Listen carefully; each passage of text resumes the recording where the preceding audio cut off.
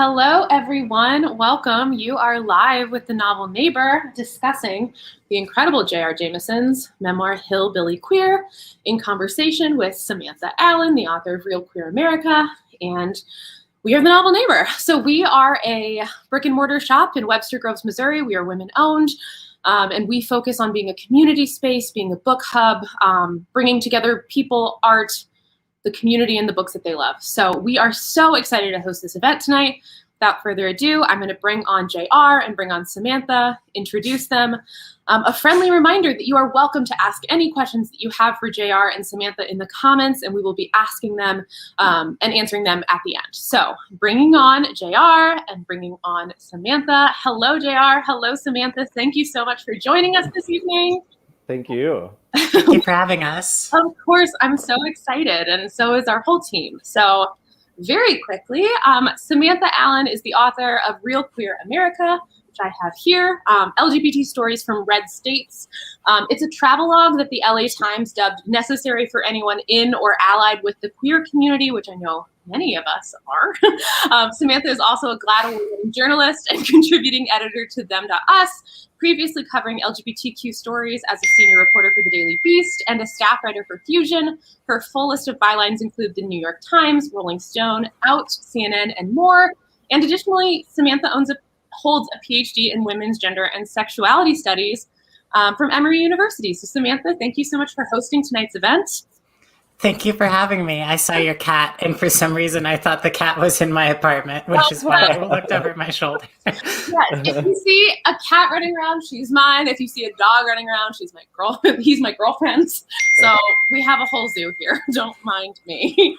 All right, now introducing JR. JR Jameson is the founder of the Facing Project, which is a national organization that creates a more understanding and empathetic world through stories that inspire action. And he also co-hosts the Facing Project radio show on NPR. His work has been featured in The Guardian, in Harlem World Magazine, The Huffington Post, and in numerous literary journals. He currently lives in Muncie, Indiana with his husband, Corey, and their dog, JJ. And JR, we are so excited that you're doing this event with us here at the Novel Neighbor. We are excited to carry your book, and we are excited for this conversation tonight. So y'all can take it away, and we'll see you back at the end. Awesome. JR, I love, first of all, our Indiana connection, because I met my wife in the elevator of the Kinsey Institute in Bloomington, Indiana, not too far from you. I love that part of the story in your book, too. It's amazing. And yeah, IU is an amazing school. I love us, queering Indiana, queering Mike Pence's home state. Yeah, I always tell people, some people want me to leave, but I refuse to leave because that's the only way any change can happen here. If I leave, it won't. It will stay the same and go more and more red. And so I'm trying to make it just a little more purple. And your book is like proof of the change that sticking around and having conversations with folks and not kind of abandoning family relationships or friend relationships can have. It's a lot of queer folks, we go through these really formative traumas. We want to get away from some of these relationships, and your book kind of runs the other direction. Tell me about the decision, the impetus to explore, your relationship with your dad and with really formative places for you. Yeah, growing up in rural Indiana, I was tormented and bullied in school as a queer kid. I was not out, but all of the kids knew. When you go to a school that has fewer than 300 people, and I had 40 people in my graduating class, it's a little hard to try to keep secrets. Kids know secrets, even if you don't put them out there. And I wanted to get far away as I could from Callan, Indiana, when I was growing up. I wanted out. And I did get to spend time traveling away from Indiana as an adult, spent some time living in China. But Indiana always called me back for whatever reason. There's this joke here that Indiana is the state that when you're born in, you come back to die. I know that's like awful to say, but it is something that people say. And here I am, who knows? Hopefully, knock on wood, right? Not tomorrow. So anyhow, around 2016, I mean, we all know what was happening at that time. The rise of Trump was not something that happened overnight. If you live in a red state like I do and like you used to as well, you know that these conversations that came about in 2016 had been there under the surface for a long, long time. And I started to see my dad following this nationalistic idea of, oh, this is really great, bring the jobs back, all these different things. And he wasn't seeing these other parts of Trump that really bothered me. And when I was starting to see the rise of racism among Trump supporters, Islamophobia, homophobia, in some cases as well, I decided that it was an opportunity for me to become closer to my dad, because at the end of the day, if he did decide to vote for Trump, there wasn't anything I could do to stop him, but I was still his son. And if I could let him see me for who I was as an adult, perhaps you'd begin to see life a little differently. And what I didn't realize through that trip is that it also took me having to understand a bit of who he was, where he came from, who made him who he is.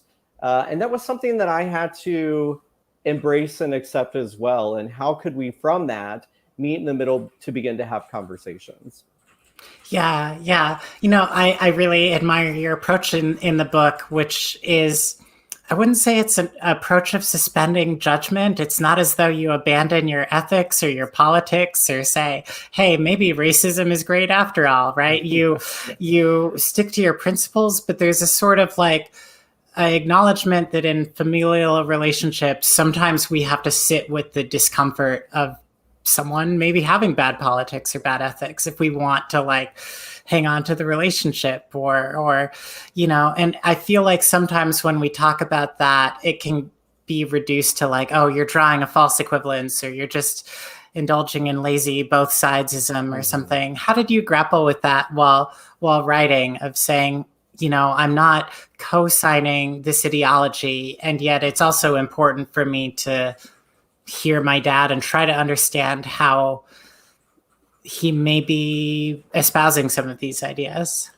It was hard. There were multiple times throughout the writing process when I wanted to abandon the project. So when I went on this trip in 2016, the summer of 2016 with my dad, I wasn't intending to write a book. In all honesty, that was not the goal. But as a writer, of course, I'm always traveling with my moleskin. And I was taking notes, and writing is a form of reflection. And so, of course, I use my notebook in that way. And I just had so much content. And as we headed toward the fall of 2016 election, I kept thinking there's a deeper vein to mine here. And so I started pinning it and putting it down into book form just to see what would happen. But of course, the writing and editing process spilled into the Trump presidency. And, some of what we saw in 2016 when I took the trip with my dad, we didn't know what was on the horizon yet or what was to come. And there were moments when I thought, is this the right book to write at this time? Should I give it up? Should I just try to work on the relationship with my own dad and just keep it at that? But I realized as we got deeper into the Trump presidency that there was a story here that was a common American story, regardless if you were in a red state like Indiana or you were in a blue state like California. I would talk to my friends out west and they would say, oh, believe it or not, we actually have quite a few Trump supporters here, or my dad is going to vote for Trump, as one friend in California told me. And I felt like that there was an opportunity to hold a mirror up to the nation and let people see themselves reflected in the story. Even though this is a deeply personal story to me and to my father, it's a story that I think resonates with people in different ways. Yeah, no, absolutely. I mean, so many LGBTQ people have conservative parents, and we've all had to kind of deal with that in one way or another. You mentioned, moments of wanting to abandon it. One of those moments came early on, I believe at one of your first motel room stops. And we talked a little earlier today about you maybe reading a couple pages from that moment of feeling like, what have I gotten myself into, that I think would give folks a real good flavor of the book. Yes, I would love to. And so what the scene I'm getting ready to read takes place on day one of the trip when we arrive at a roadside motel off of I-44 in rural Missouri. And we enter the lobby. And so this scene begins. In the motel lobby, Rhonda called out as we headed to our room. And if you need a map of the area, we have some back over in that rack with the travel brochures. I walked over to the rack and found a hand-drawn map, certainly not to scale. Someone had literally taken the time to draw out each and every intersection in the town, along with identifying landmarks.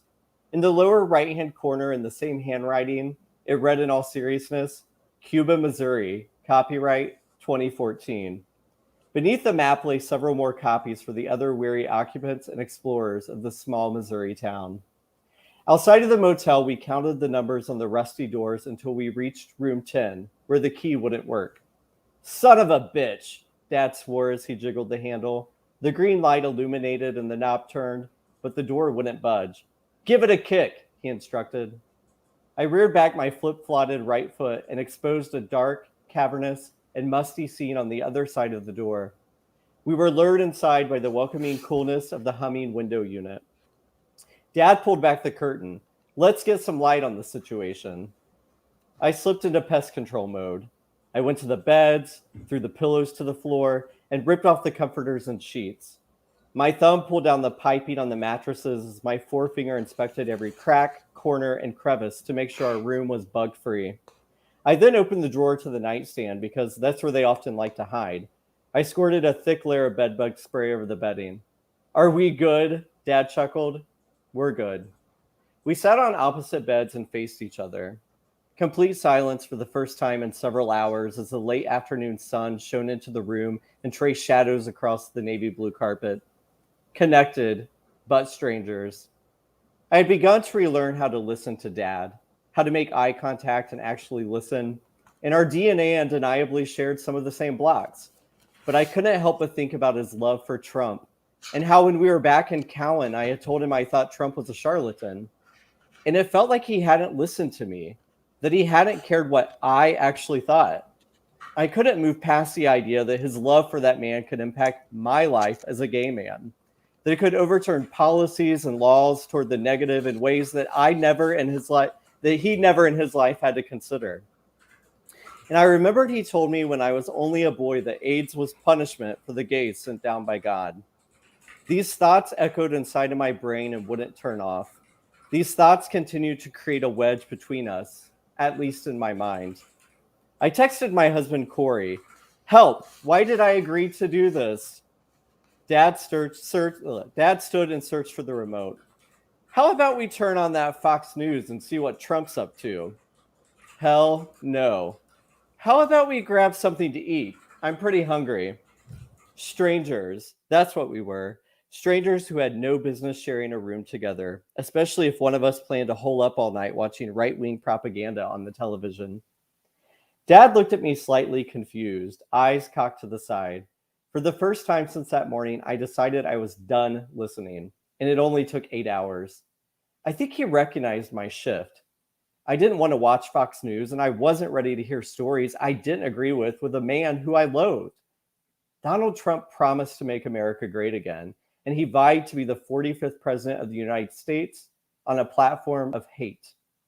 I studied the shadows on the floor and contemplated my decision to come on this trip. Corey texted back, stay. I threw my phone beside me on the bed. Dad remained standing. I stayed seated. The silence stretched on as we searched for something else to say.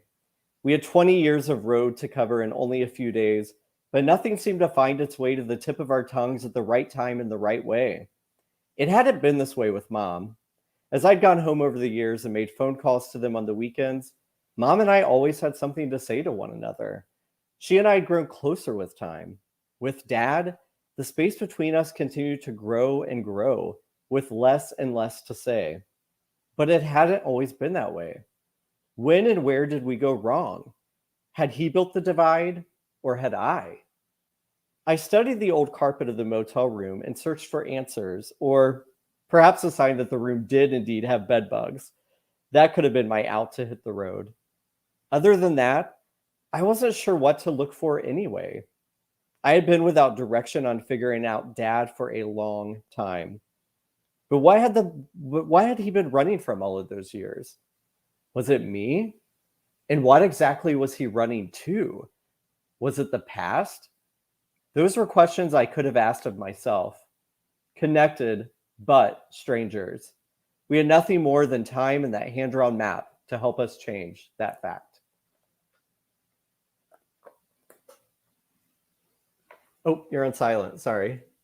I love that passage so much, and thank you for sharing it with us. I wondered, reading the book, have you had personal experience with bed bugs, or are you just afraid of having personal experience with bed bugs? I am terrified. So, in a past life, I had an office in the basement of a college dormitory, and the dorm had a bed bug outbreak upstairs, not in our office. And I just couldn't, I just became neurotic about it. I was terrified that the bed bugs were in our office. And it became a thing every time I traveled. I searched everywhere just to make sure that they aren't going to be there. And that's why. Yeah. I mean, I wrote a travelogue as well. And while I was on a trip with my parents, I did write a little bit about my relationship with my parents. One of the things that strikes me about writing about this is like, how to put this, I guess in like film and TV, when they tell this story, of like the conservative dad and the queer child, because conventions of narrative fiction storytelling, there has to be that, climactic emotional conversation where everyone's their feelings and then they hug, tears streaming down the face. And I think what I've found and what I wrote about in my book and what I felt like was true in yours was often these relationships change just as the function of like spending time together, more so than like open processing, if that makes sense. And I'm wondering, on a level of writing, how you go about capturing that, how you go about capturing kind of the subtlety of like a slowly evolving relationship that's happening almost invisibly on a level that you can't even really perceive until you're at the end of some kind of transformative process. Yeah, it took a lot of editing, I will add. So, the first, as I said, I took tons of notes on the trip, just little scenes and moments that we had between each other. And I started putting that down on the page, and it was a story just of kind of the trip. But really thinking about that deeper vein to mine, I had to go back, way back to my childhood. I had to go back to my dad's childhood. And so beyond the trip, I would ask him questions about his life growing up in Missouri. We were just there and we experienced this. Tell me more about this moment that I didn't ask you in the trip, but now it's occurring to me that we didn't talk about this. And so there were several pieces throughout the book like that, where I would ask him these questions and I would reflect on my own experience. And what I did is I ended up writing about 10 or 12 different scenes, essays in some ways, but really more, memoir style and with scenes. And I took those and determined how they basically overlaid with the entire trip and then moved them throughout the narrative. And as I started doing that, this deeper story was unveiling itself of not just the relationship in the trip, but also the similarities between my dad and me that were ahas that I didn't even pick up on or notice or took the time to be aware of on the actual trip. And so in many ways, writing this memoir was cathartic, and I became closer to my own father and began to understand who he was and the own hurts that he carried with him, and how those hurts were different than the hurts that I've experienced, but I could find those similar threads. And it was only through the writing process that I did that. It wasn't necessarily on the trip. And I think that's the beauty of writing, that when we don't take the time in real time moments to reflect, writing provides us that pathway to unpack our emotions in a way that just traveling throughout and experiencing life doesn't always permit us to do. Yeah, I think that's so beautiful. I mean, maybe I'm too dependent on writing because sometimes I feel like I can't really process how I feel or think about something until I start writing it down. But what you say makes perfect sense. It's simply that like it forces you to actually sit and reflect on it. So it seems like maybe a natural progression that what you started out writing is kind of a more straightforward travelogue ended up just pulling in these memoir elements. And that's what I think it does so beautifully is you're on the trip and then we're back in high school with you or college with you. And then we're back forward in the moment and we return to that moment with all of the richness and depth of that past experience. I imagine that was a little complicated structurally to pull off in so short a time. It was. Well, I whiteboarded it. So I'm a notorious whiteboarder. I know there are programs out there that people can use to move around portions of your book as they're playing it out. I literally went to a whiteboard and started mapping out this chapter. Here are the essays that I wrote. How do they intersect with each of these chapters? What parts of these essays maybe go later on in the book? And that was a thread I started pulling throughout. So without having a whiteboard as my space to relive the trip in many ways, I don't know if I could have pulled it off in the way that I did.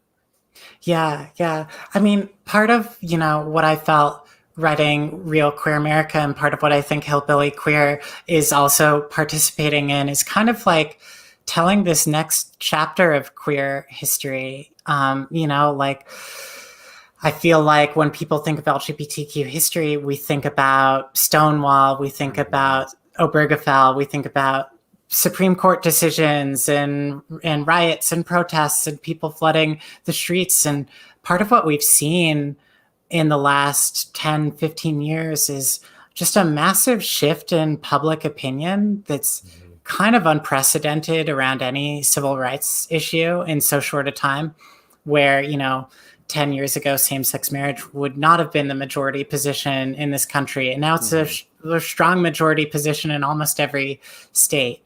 I think it was like all but one last I checked. Yeah. Tell me about telling a story that's more subtle and invisible than, I protested on the streets or I got something rammed through the Supreme Court. That's just about this relationship that, there are millions of stories just like this that are the reason we are where we're at today on LGBTQ issues. Yeah, I mean, you made that point so well, and that's what I loved about your book too, is you showed these stories in real time of people living in Middle America and across the country who are LGBTQIA, who maybe otherwise we wouldn't know their stories. And there are so many civil rights icons, but when you think about the number of LGBTQIA plus people across the country, it's a small percentage who are those civil rights icons or leaders. And there are so many more who are just living everyday lives. And those are important stories that need to be told as well, especially in rural America.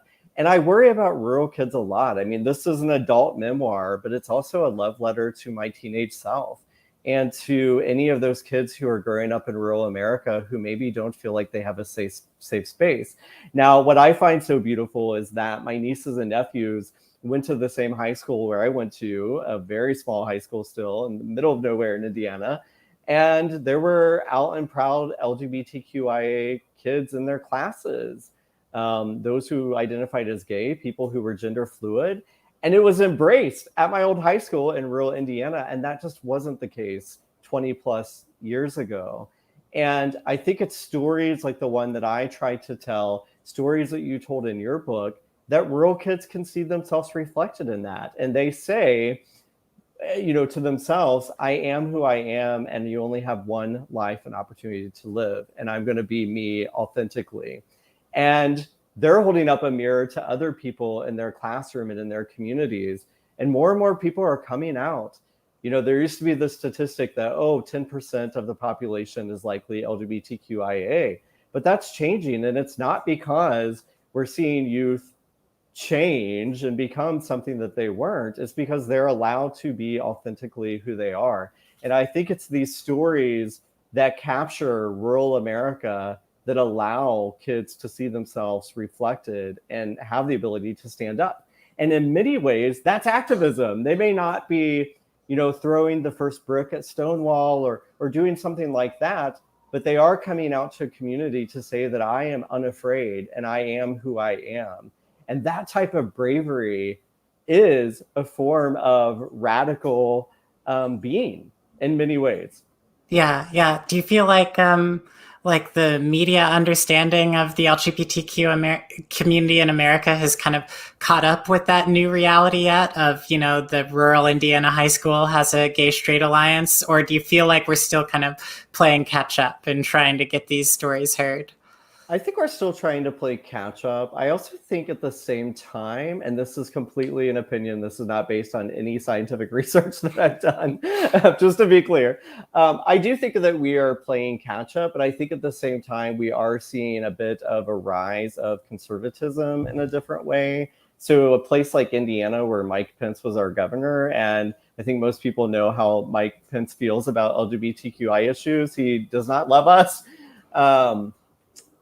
And that's scary, because when you have parents who vote to make someone like Mike Pence the governor of our state and then vote for him to become vice president, that sends echoes to children in a way where they're like, wait a minute, I thought maybe this was an okay place. So I do think there's still a lot of questioning in rural communities, especially, with rural kids on, there is a moment where you can be out and proud, but then there are moments like we've experienced. Well, here in Indiana, Mike Pence became our governor like in 2012, I think. There are those moments where you stop and you think those people who love you vote for someone like him, and you have to question, do they truly want me to be authentically who I am? But it takes a lot of soul searching and a lot of conversations, and brave conversations with those people around you, if it's a safe space and you feel like you can have them. So for instance, the conversations I had with my dad, I actually felt like family was the best jumping off point to have those conversations about, well, you like Trump and you want to vote for him, but do you realize how this could negatively impact me, who's your son, who you also love? And those are conversations that I think families can actually have. But again, you have to know your own family and know if that's a safe space to do so.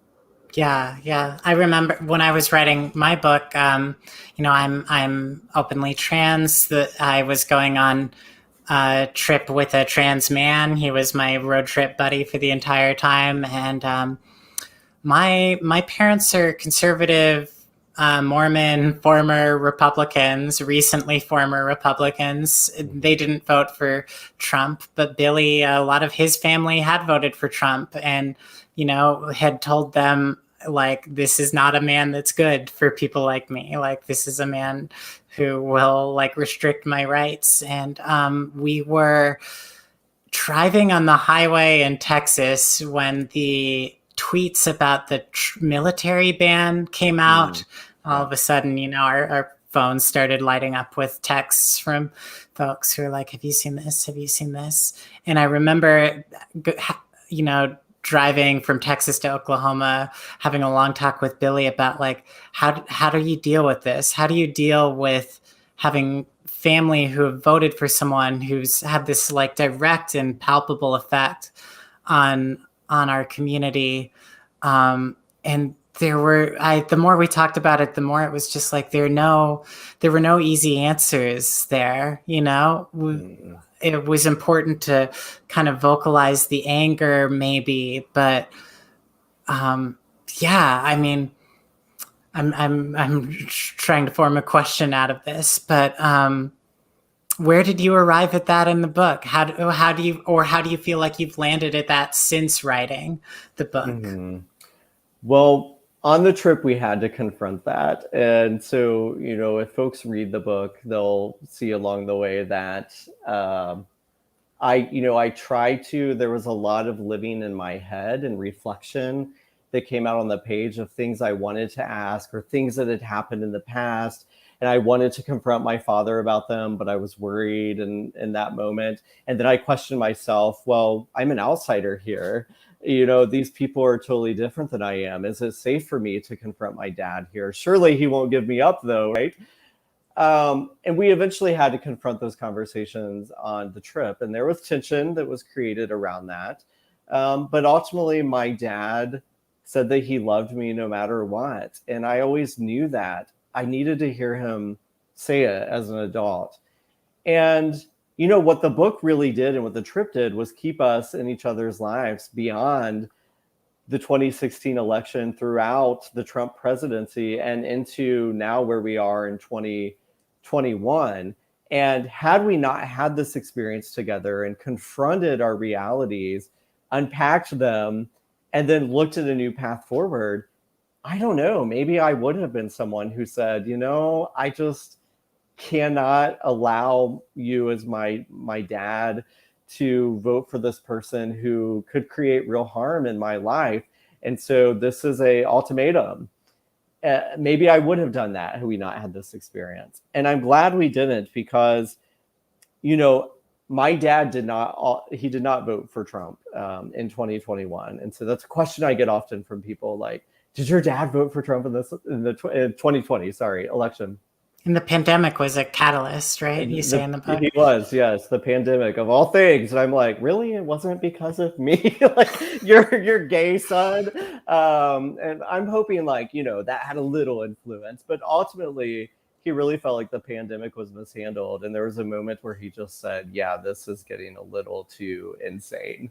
And saw that. And, you know, he wasn't a super fan of Biden, but he saw that was the only way out. And so he voted for Biden. And we can laugh about that. And he'll say, you know, I did an interview with him for a radio show that he did with me, which was kind of funny, because if you know my dad, he's not the kind of person to like do a guest appearance on a radio program. But he did it for me. And he said, I still love Donald Trump and I love Joe Biden. And there are things I don't like about either of them. And there are things that I like about both of them. And that's where I am. And there's something about that I do just respect. You know, he's not hiding who he is, and he's acknowledging his flaws. And what that shows me is that we're all human in many ways, and none of us are flawless. And we all have different lived experiences. And so through that, can we in some ways begin to see each other through our differences, to have these deeper conversations? And in the case with my dad, even though it was the pandemic, I'd have to say that the road trip and our experience played a part in that. Yeah. One of my favorite scenes in the book is your was it Bush? You were drinking Bush beer, riding ATVs out to your dad's old schoolhouse. What was your favorite memory from the book, or a favorite anecdote? I did. That was one of the favorites. I loved our time with Rick and Leslie in the book and riding the ATVs. I did not know how to drive one. And I didn't know how to tell this guy who was, you know, a really, you know, country guy, manly man, like threw me the key. And I was like, I don't know how to drive this thing. Like, I don't know what you're expecting. I did love that moment as well. I loved the little moments about going with my dad. My dad's a history buff, and he wanted to dig through family records in this old courthouse that was just really unorganized in some ways, and they didn't have everything up to date or scanned and computerized. And just these moments of digging through these things with my dad, and not really loving it in the moment because it was dusty and dirty, but also trying to find humor and thinking about, like, well, you know, I'm sweating and my face is getting sweaty, but all this dust is going to create kind of a nice matte finish. So, you know, if we do leave and somebody snaps a picture, like, I'm going to be photo ready. So they're just like small funny moments like that I can joke around with my dad about, and he thinks are funny as well. I love the title. I do want to talk about titles. I love your title. I also really like my own title. It felt like this book can only be called this. And part of what I think the work that the titles of our book do is reclaim these terms that are thought of as being very politicized in one direction, and say, like, no, these are queer spaces too. So, you know, shoving the word queer in between the phrase real America, or taking a word like hillbilly, which evokes so many connotations, especially for coastal readers, and saying, no, hillbilly queer. Tell me about arriving at that. Was it always called Hillbilly Queer? It wasn't. The working title in early drafts was boring. It was like just something I had on there just to feel like I had something that I was working toward. And it was called Driving with Dave, which is my dad's name's Dave. Like, that's boring. Nobody's going to like see that on a shelf and be like, oh, that sounds interesting. They're not, right?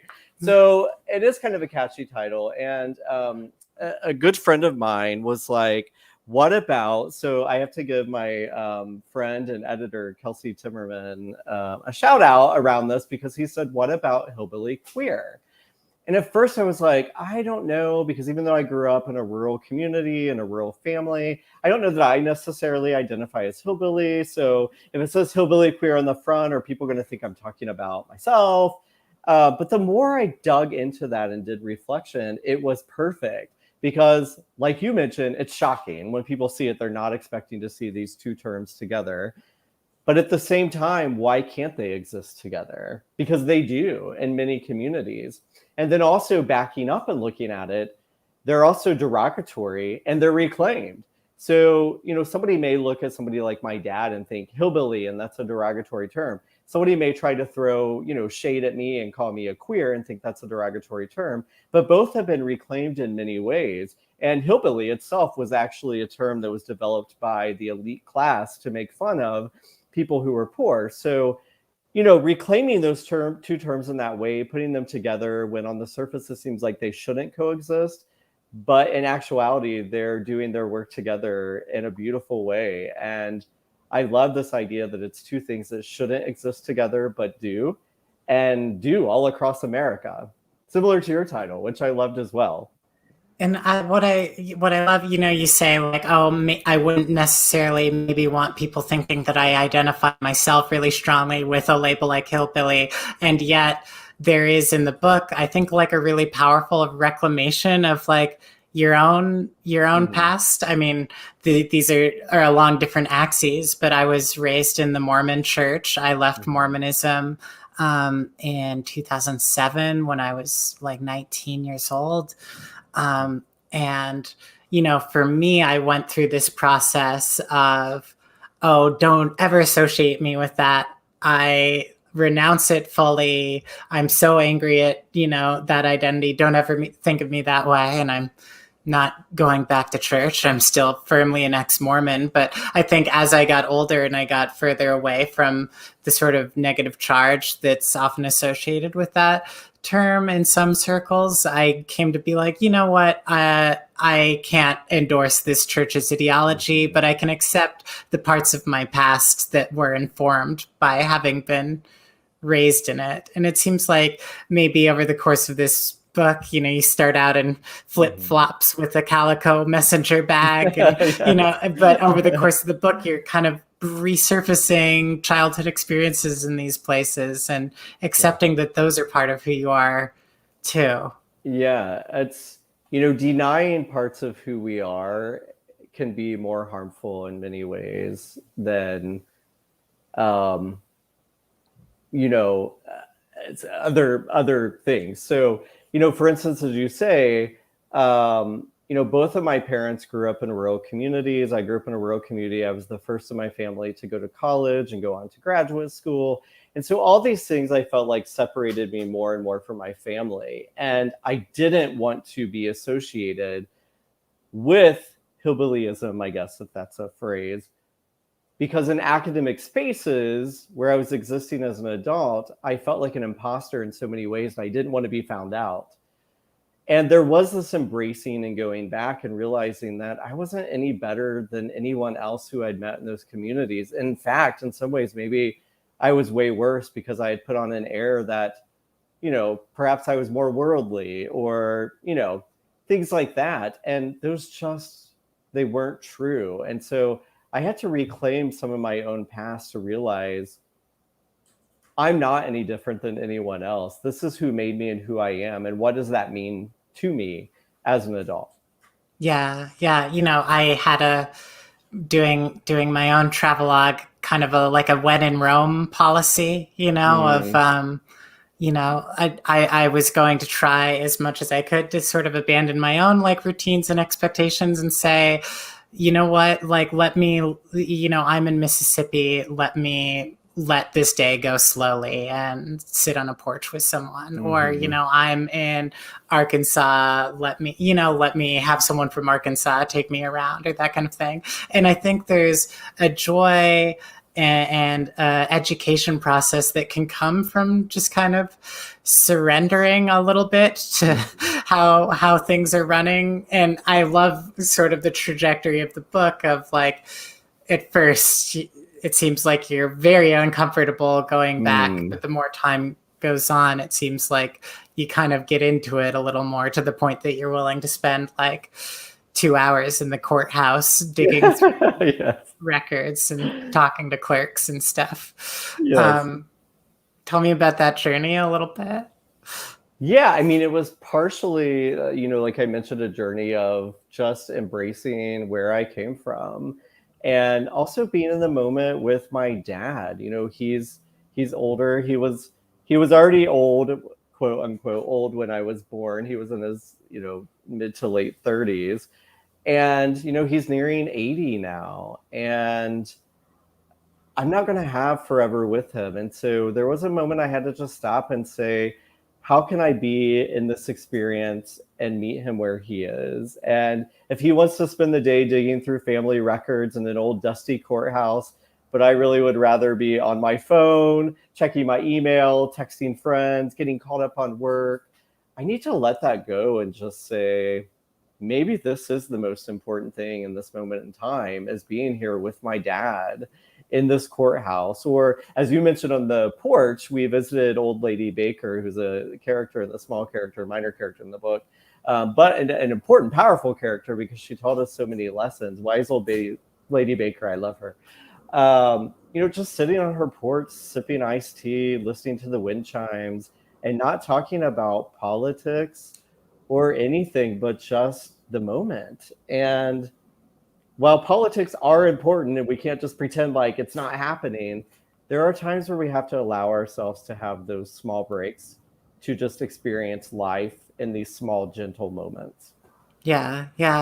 How do you feel like the experience of writing the book would have been different? Obviously, we weren't doing a ton of traveling in 2020, but in a thought experiment where the pandemic didn't exist, maybe that's hard. But how do you feel like writing it would have been different in 2020 versus 2016? You think you would have been more trepidatious? I think so, in all honesty. Had I not done the experience in 2016, I mean, wow, 2016 to 2020, what a journey that was, in all honesty. And if all of a sudden in 2020, my dad asked instead of 2016, hey, we're in the middle of a pandemic, but let's take a road trip back to my hometown for this reunion. I don't know if I would have, because of the pandemic, but also I think I would have feared maybe for my safety more than I did in 2016. But what 2016 taught me is that some of the people I met along the way were not scary people. They were people I could actually sit down with and have a conversation. And so had I not done the trip in 2016, but did it in 2020, I think it would have been completely different. I don't know if I actually would have gone. Yeah. No, I mean, there were ways in which those 4 years felt like an escalation or a ratcheting up of like a culture war, and LGBTQ issues are often sort of the Hail Mary, like let's grab this culture war issue. Nothing else seems to be working. I guess let's all get animated about trans youth or something. And yeah, I find it an interesting thought experiment of, because I wonder the same about my own book of like, would I have done it the same, or would I have done it at all 4 years afterward? But anyway, this has been so lovely chatting with you. And yes, you as well. I admired your book so much, and I love your work. And so it's been a real honor to be able to sit down with you. Well, first, to have you blurb my book was like the biggest honor ever. So thank you. But to sit down with you in conversation has been amazing. So thank you for this experience. Awesome. Everyone buy Hillbilly Queer. And Real Queer America, if you've not yet. Y'all are not quite off the hook just yet. Okay. I'm Cassie. I'm the novel neighbor. I'm back. We have a few audience questions, and if you are holding on to your questions, feel free to drop them in the comments. I am seeing them. JR and Samantha, are you okay if I just run through a few quick ones real quick? Sure. And then at the very end, we have a few novel neighbor questions that are just fun that we ask everyone who comes by. So first, from the questions in the comments, did you write your books linearly or as the chapters inspired you? Was it like, I wrote the first chapter, then the second, then the third, or was it more piecemeal than that? JR, do you want to go first? Sure, I'll jump in. Mine was a little piecemeal. So I did write, the first piece that I wrote was most of the trip. So that was pretty, but then I did these 10 to 12 different scenes or essay type pieces that then I had to break apart. And then it really was kind of a puzzle. It was deconstructing everything and putting it back together. So in that way, it was a bit of a mixture. I don't think it could have just stayed as the trip. I think that in some ways maybe would have been entertaining, but maybe not quite as interesting. I did mine linearly. As I was on the trip, I just kept a journal in like the notes app on my iPad of just impressions, thoughts, ideas, things that stuck out to me. I was recording a lot of the conversations and getting them transcribed as I went, and thinking about things people said that were particularly impactful. But I didn't start writing any of it until I was fully home, and then I just kind of went straight through chapter by chapter. Sorry, I forgot how to unmute. Figured it out. Do you write collaboratively with a group of other authors? Sorry if you hear a siren. Or do you write independently on your own? Do you want to jump in? Samantha? Sure. I'm a lone wolf, baby. I usually the only people who see something of mine before it goes out is my editor. I'm maybe that's to my detriment, but I just like to work in isolation and long binges. I have a fiction, my first fiction book coming out next year, and that's a little different in that I had a bunch of test readers, because when you're trying something new, I think it's good to get input on it first. And I'm so excited about that fiction book, by the way. And I want to talk to you more about that at some point. But I am a lone wolf as well when it comes to the writing process. But for this particular book, because of the themes, I did have a few beta readers, sensitivity beta readers, because I was nervous. I'm not going to lie, because it is kind of a sensitive topic in many ways. And I wanted to make sure that it was a good read. It wasn't something that was going to raise red flags. And I did find that really beneficial to have those sensitivity beta readers to give that early feedback, because it did make me stop and think about a few areas of my writing process and what I maybe needed to explain more in some areas and such.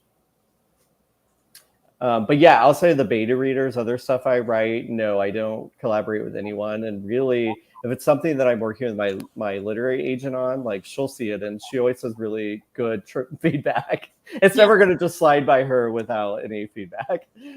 Does her job. Real quick, I know that you touched on it in the conversation, but what do you see as the intersections of education and race and class in your books as a whole, and how those kind of play with the subject matter? Do you want to go ahead, Chair? Sure. I was like, that's a tough, heavy question. Yeah, I think it's interesting. So I asked that question at the end of my book for readers to reflect on, and it's tricky. I mean, for sure, I identify outwardly, I'm very white presenting, and so that brings privileges in ways that others may not have. And so, I'm the first to acknowledge that this experience was really a lot of white presenting people that I interact with and I wrote on this trip. And so I just put that out there in the front to claim and say that absolutely I acknowledge that. As far as class and education, it's interesting because I do say in the book, and then I ask it as a reflective question, is class and education one of the great dividers? And I think that it is. And as Samantha and I were talking about earlier, as I, one of the first in my family to leave and go on to college and graduate school, I left my family behind. And I do think education opens so many doors, but we have to ask ourselves the questions, especially for kids who grow up in rural America or kids who identify as LGBTQIA or kids, however folks identify. I think we do have to ask ourselves the questions, what doors are closed because of education as well? And I do think that's a serious question that we have to contemplate. Because, education is a great unifier, but it also is a great divider. Yeah, for me, I would say that these were questions I was constantly grappling with in the book. And I felt like it was my job to show that I was thinking about them rather than glossing over. And I think the ability to write like an LGBTQ travelogue itself intersects with race in this powerful way of, I'm driving through parts where there are Confederate flags everywhere. That would not necessarily be something I would feel comfortable doing if I were a person of color. And I kind of tried to acknowledge that, address that in the book, make sure that my interviewees were reflective of the diversity of this country and showed that, parts of America that we think of as, entirely white are not actually entirely white. And I remember a really powerful moment in Bloomington, Indiana, where I met my wife and where I felt relatively comfortable being publicly out with her, talking to, a woman of color who lived there, who didn't necessarily feel comfortable holding hands with her wife, in the town where she lived. And that was kind of a really powerful reminder to me of my own privilege. And I come from the academy as well, got a PhD at Emory, and I sort of had this long-running frustration in the academy of what good are any of these ideas or theories if we can't actually talk about them with people outside of this space? And I was making a conscious effort in the book to try to make some of these, I think, very useful, theoretical concepts translate into vocabulary anyone could access. So yeah, I got my frustrations with Ivory Tower shoring up of its own elitism, I suppose. Yeah, I think definitely. Yeah, in academics, that's another conversation. We have a question here. What advice or what would you say to queer kids who are struggling in Middle America or in red states right now, still today? I think we talk, as you guys talked about a lot, we talk a lot about it in almost like post-mortem terms. So as a present day look. Yeah, I would say your pain is real. What you're going through right now is hard. I think it's hard to hear a simple slogan like "it gets better" and believe it, especially when you're in high school and everything is so huge and big. So I wouldn't necessarily say it gets better, but I would say the world can get smaller. You can, as more time goes on, some of these things that feel so enormous in the moment will one day be in their proper perspective. And it's so hard to live through that. But if you stick around and you just stay, one day you'll be an old 35-year-old like me, and you'll look back and think, gosh, why did that almost drive me to the brink? Why did I let that person in college or high school dominate my reality, you know? Mm-hmm. I think that's beautifully stated. And the only piece I would add to that is books are your friend. And, there was a time when publishing didn't put out as many queer voices as there are now. I mean, if you look at YA titles, there are so many emerging queer authors, queer characters. It's amazing. And so, what I love about libraries is you request a book and typically they'll get it. And so if you have access to a library, which I know sometimes that's hard in rural communities, but if you have access to a library, see what books are out there that you can get.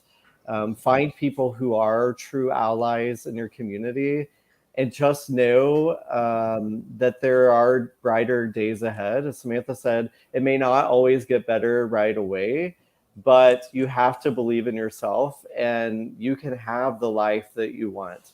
And even if that means that you may have to move away for some time to find that community, there's going to be a community out there. There are lots of us queers all over the US and all over the world waiting to embrace you, to be that person in your life. So just stick with life, stick with it until you find us. And if one day that also means going back home and being unapologetically, being authentically you can do that. And that's going to change a lot of people's minds and perspectives. I've seen it happen in my own community. I think that was really beautiful. I was definitely a high school queer who left for the coasts and then returned in my late 20s. And so I think that that's beautifully stated on both of your parts. Thank you for joining our big conversation. And now we have some lighter questions to end it on. Exhale. Okay, so rapid fire.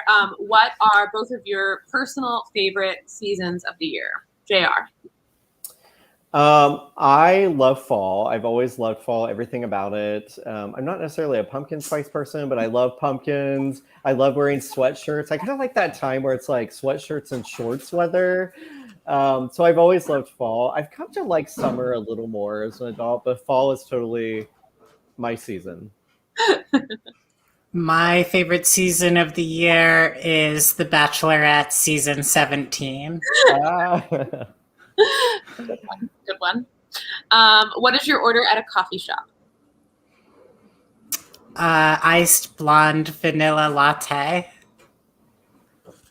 I like to get single origin dark roast coffee, no cream, with a shot of espresso.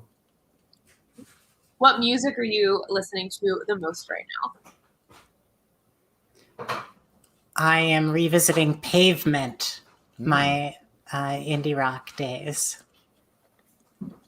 I'm a huge fan of Years and Years. They're a British band. They actually broke up recently because Ollie Alexander went off and started his own, solo career. But I love Years and Years, and I listen to them. It pumps me up and gets me excited. What book, singular book, would you bring with you to a deserted island? The Little Prince. That is hard. I can only pick one. Other than Real Queer America by Samantha Allen.